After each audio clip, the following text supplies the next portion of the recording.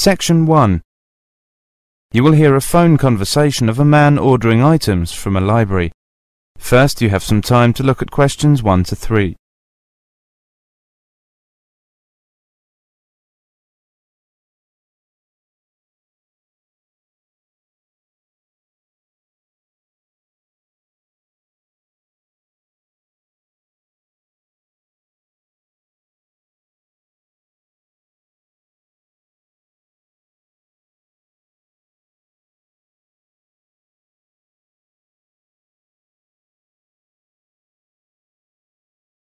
Now listen carefully and answer questions 1 to 3.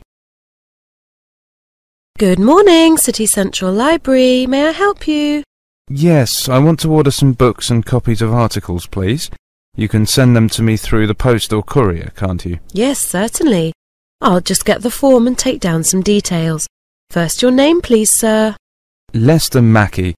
That's M-A-C-K-I-E. Mackey, Lester. And your membership number? That's M9301274. M930... 1274. Thank you. Now your address, please. That's the address you want us to send the items to. It's 17 Westmead Road, Annandale. And could I have your phone number and your fax number, please? Yes, the fax number is 863-5923. 863-5923. That's correct. The daytime phone number is 02579 6363, and after 5 p.m. it's 579 1857. Before you hear the rest of the conversation, you have some time to look at questions 4 to 6.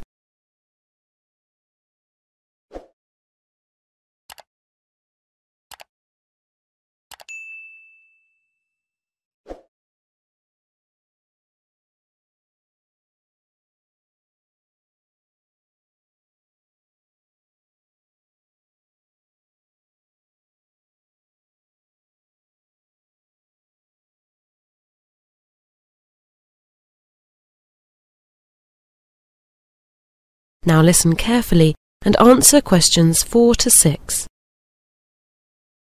Now, may I ask why you'll be needing the books? I'm sorry about this, but we have to have this information whenever we send books out from a telephone request. No problem. I'm preparing a short article for the Environment Watch section of the local newspaper. We're quite concerned about the problems we're facing here now, especially since we've been getting so many tourists in the district. Oh, I know. I'm so glad someone's doing something about publicising the problem. Now, how long can I keep the books for? Well, as you know, our normal loan period is 3 weeks with a 2-week extension over the phone. However, in cases where we send books out by post, we allow a longer initial loan period to allow for the delivery time. So you may have the books for 6 weeks from the date of postage. But I'm afraid the 2-week extension won't apply then. However, you would be able to renew them by bringing them in for stamping, provided no one else has a reserve on them. I should think the normal period would be enough. Now, how do you prefer the postage and photocopy fees to be paid? We accept both cash and credit card, but it will be such a small sum it might be more convenient to send us a money order. Would it be all right if I left it until I come in next time and just pay cash then? Of course, there's no problem with that at all. Before you hear the rest of the conversation, you have some time to look at questions 7 to 10.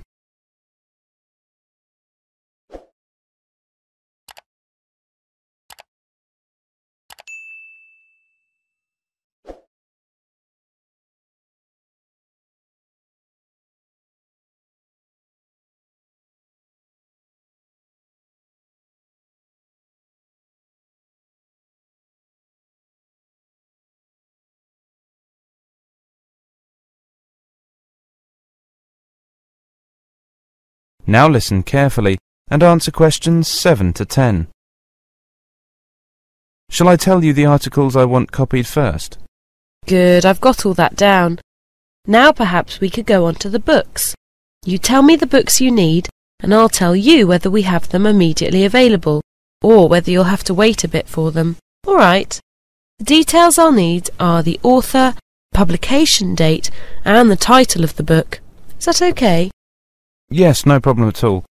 The first one is by Halsworth, published in 1978. It's called Land and Water Resources of Australia. Yes, we have that available on the shelves. Good. Now, the next two are both government publications. The first one is rather old, published in 1984. That's Land Degradation in Australia. But the second one is more recent. That's Coastal Zone Inquiry Report from 1993. I'm afraid we don't have the first one. We'll have to get that from the government archives for you. But the second one, the later one, has just come in, so I'll put that aside for you. Wonderful. Now, there are three more. Two rather old books, but they're standard works, so you probably have them. Environmental Law by Fisher and Environmental Chemistry by Raiswell. They were both published in 1980. Yes, we do have both those texts. Environmental Law should be on the shelf, but Environmental Chemistry is out on loan at the moment. I'll put that on reserve for you. Right. And the last one is The Environment Impact of Travel and Tourism by M. Burns and Associates, 1989. Burns, No, I'm sorry, we don't have that. I'll have to use the interlibrary loan service and get it in for you. Oh, how long is that likely to take? Well, it really depends where we can get it. If it's available locally, it shouldn't take more than a few days, but if we have to send overseas for it, it could be rather a while. We'll do our best to hurry it up. That is the end of section 1. You now have half a minute to check your answers.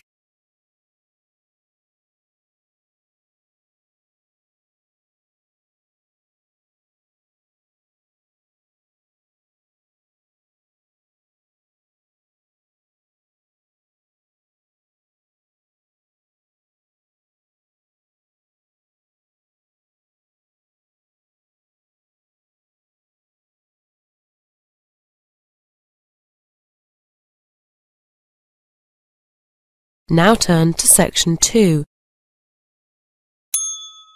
Section 2. You will hear a lecture about the changes of the labour market.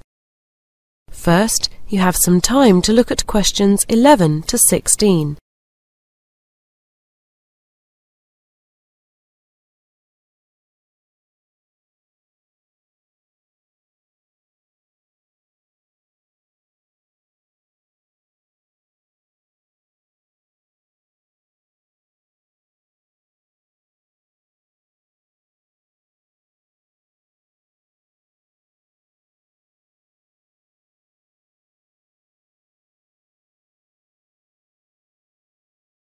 Now listen carefully and answer questions 11 to 16.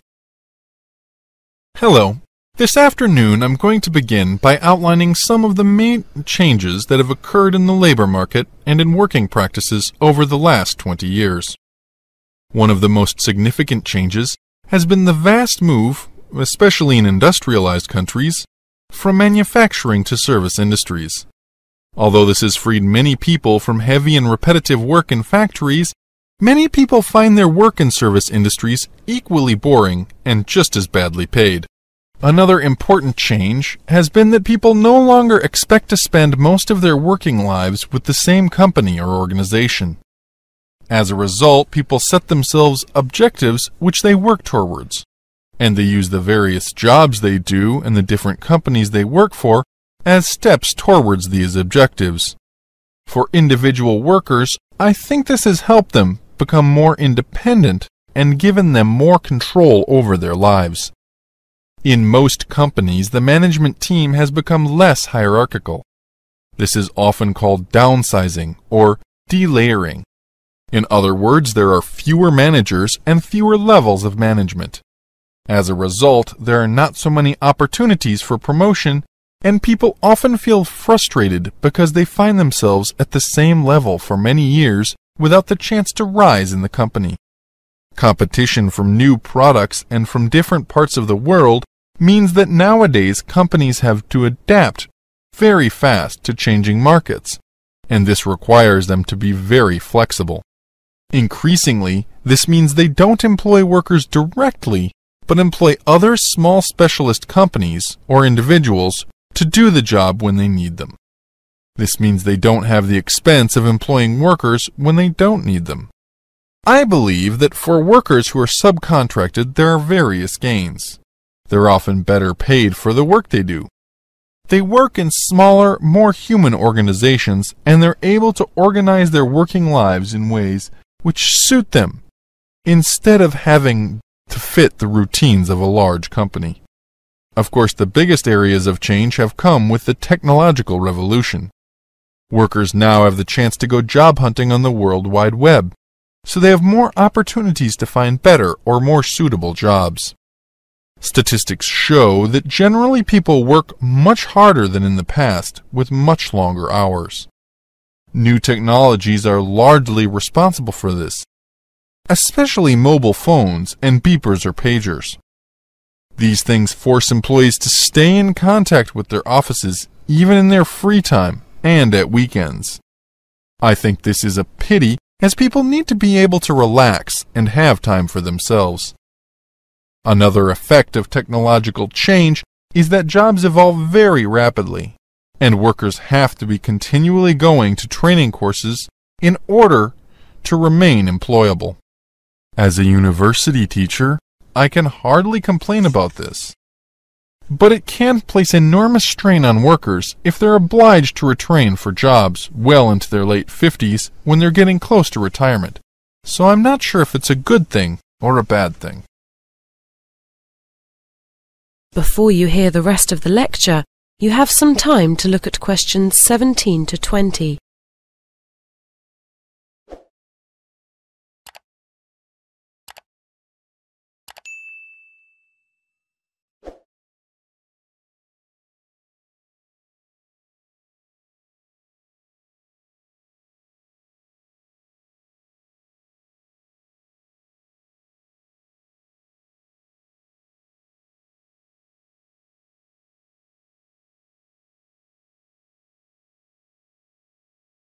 Now listen carefully and answer questions 17 to 20. New technology and global competition have, between them, meant that the life cycle of products isn't nearly as long as it used to be. This has been a profound effect on companies and on the way we work. In order to cope with sudden changes in the market, companies need much greater flexibility from their staff. As a result, large numbers of tenured or permanent jobs have disappeared. Apart from university lecturers like myself, few people can expect nowadays to have a job for life, and temporary short-term employment has become the norm for many people. However, we have to be positive. One wonderful change which has come out of the technological revolution is the opportunity for the office worker to telecommute. That is, for them to work from home with their computer and modem. This enables them to organize their working lives around their families and cut out the long journeys to and from work, which are the bane of most office workers' lives. That is the end of section 2. You now have half a minute to check your answers.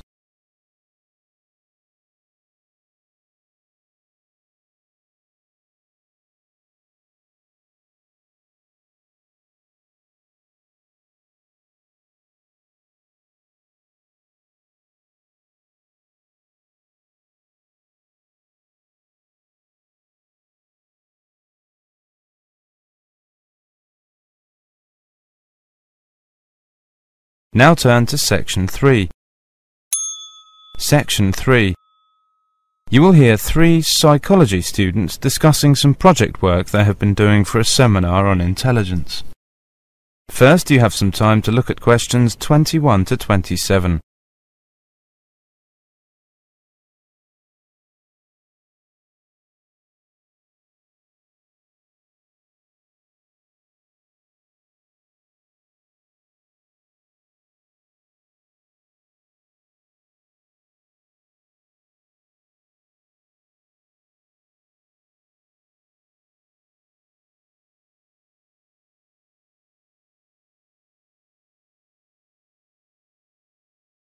Now listen carefully and answer questions 21 to 27.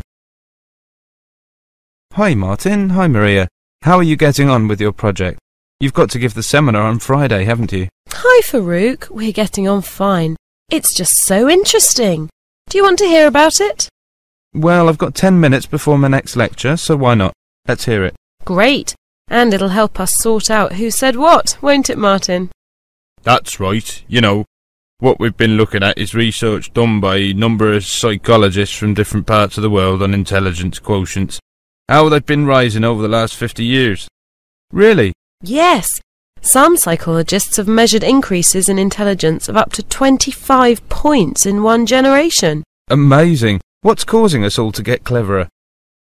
There's a political scientist from New Zealand called James Flynn. Well, he's a pioneer in this field, and he's found that people perform the visuospatial tasks in intelligent tests much better than they did 50 years ago. Partly, he puts this down to people playing with their PCs and watching TV, things like that. What about diet? Does that have anything to do with it? Perhaps. Robert Howard, a Sydney psychologist, thinks that it does. Just as eating better has made children taller, their average intelligence has also risen. He also says that parents are having fewer children, so they're able to pay more attention to their children, which has a positive effect on kids' intelligence. IQ tests have verbal and numerical elements too. Have these also been improving? Yes, but only moderately. It's the visuospatial element which has made the big difference, and Flynn also suggests that modern activities like driving may play a part in this. There's a British researcher, John Rust, who has made the general point that modern life is much more complicated than it was 50 years ago. Our intelligence has had to develop in order to cope with it all. Remember also that far more children have the opportunity to go to school nowadays. Howard thinks that must be a leading factor in improved IQ test performance. Well, yes, that would seem fairly obvious. To come back to John Rust, he suggests that as science and knowledge develop, ideas become more complex. Well, the people who produce these ideas, the Einsteins and Hawkings, are obviously highly intelligent people, but, he says, ordinary people's intelligence has also had to develop to cope with these new theories. Before you hear the rest of the discussion, you have some time to look at questions 28 to 30.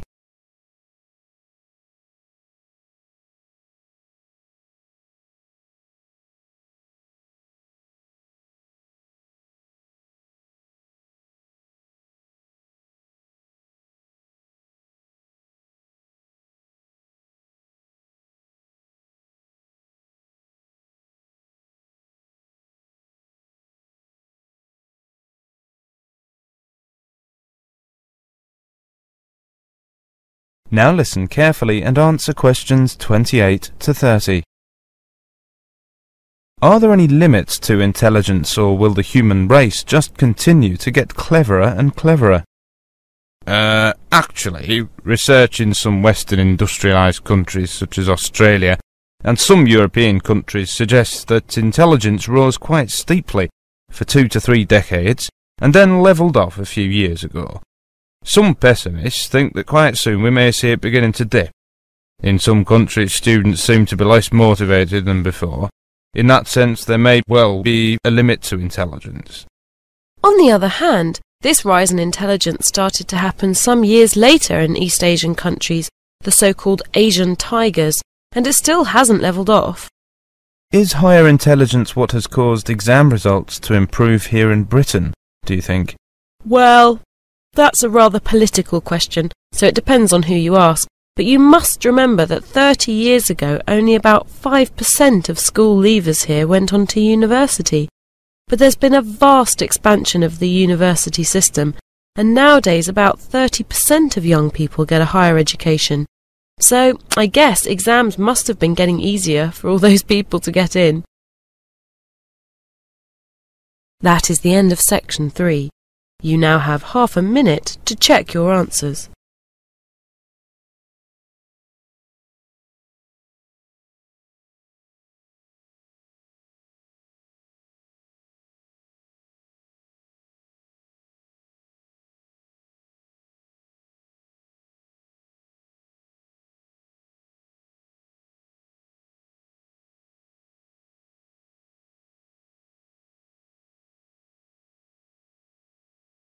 Now turn to Section 4.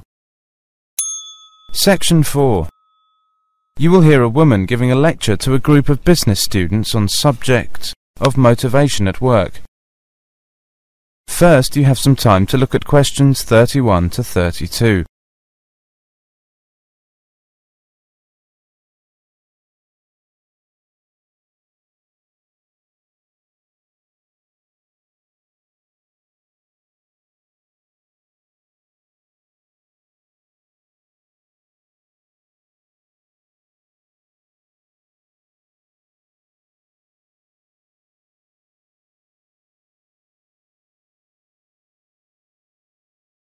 Now listen carefully and answer questions 31 to 32. My lecture today is on motivation at work. If managers are to improve the running of their organisation, it's important for them to understand what motivates the workforce, to know how to satisfy both the high flyers and those who have lower ambitions or ability.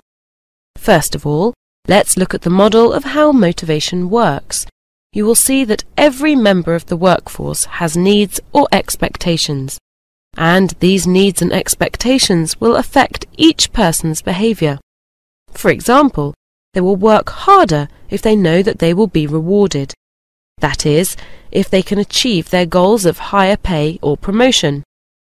The achievement of these goals will, in turn, lead to job satisfaction. This then feeds back into the worker's needs or expectations. Before you hear the rest of the lecture, you have some time to look at questions 33 to 35.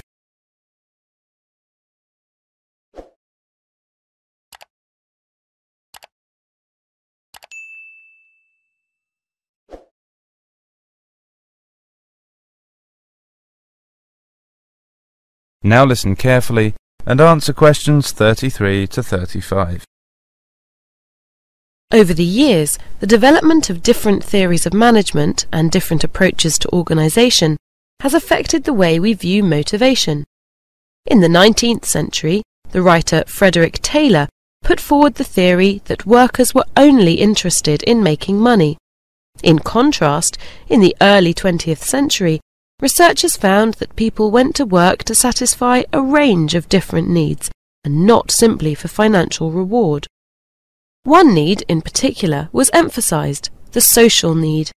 An early study done on a coal mining company, for instance, showed that people generally were happier and worked more productively if they were able to work in teams. Before you hear the rest of the lecture, you have some time to look at questions 36 to 37.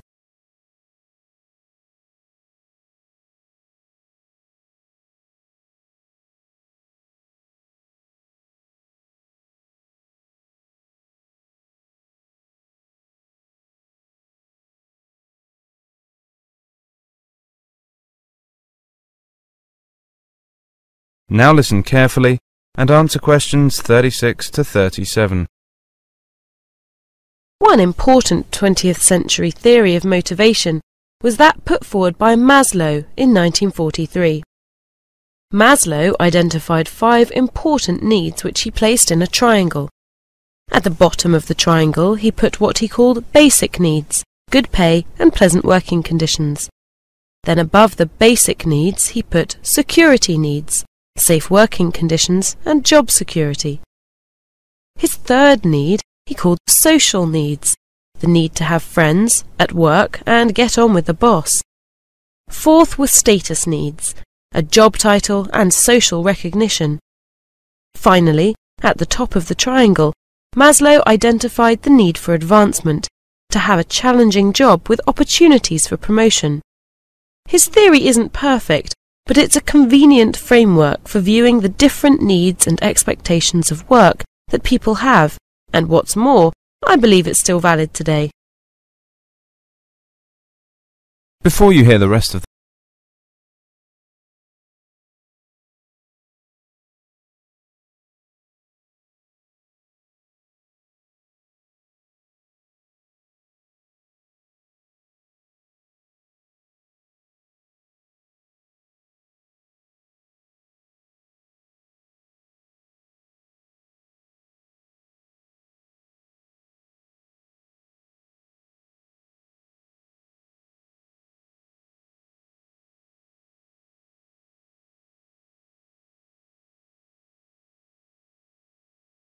8 to 40.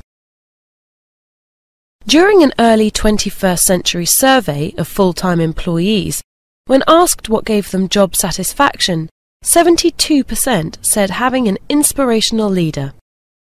55% of those questioned found satisfaction in the challenging nature of their work, 50% by being paid well, and 40% said flexible working hours. Consequently, we can see that this indicates that today, an employee's opinion of the quality of the leadership in their workplace is an important factor influencing belief in the company as a good place to work. Motivation varies over a person's working life and also according to where they live. Studies show that people have different goals in different countries. For example, a good lifestyle would appear to be more important in Spain than it is in Sweden. Financial security is more important in the US than in the UK. Social contact at work is important to workers in both Germany and Australia, but not of top importance in Britain and Italy. As to high status, this is more important in the USA than to Europeans. These results indicate clear differences between countries, but I don't think they should be taken too seriously. There have been many theories which have attempted to explain the nature of motivation. These theories are partially true, and by and large, all help to explain the behaviour of certain people at certain times. However, none really provides all the answers. The best a company can do is to provide people with the right environment to be self-motivated. If they are self-motivated, they will perform well. That is the end of section 4. You now have half a minute to check your answers.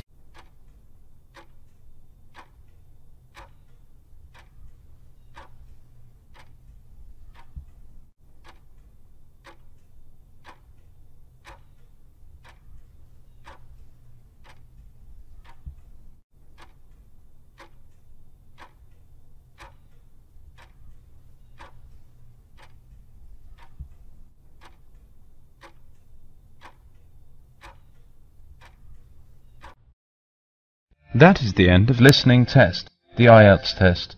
You now have 10 minutes to transfer your answers to the listening answer sheet.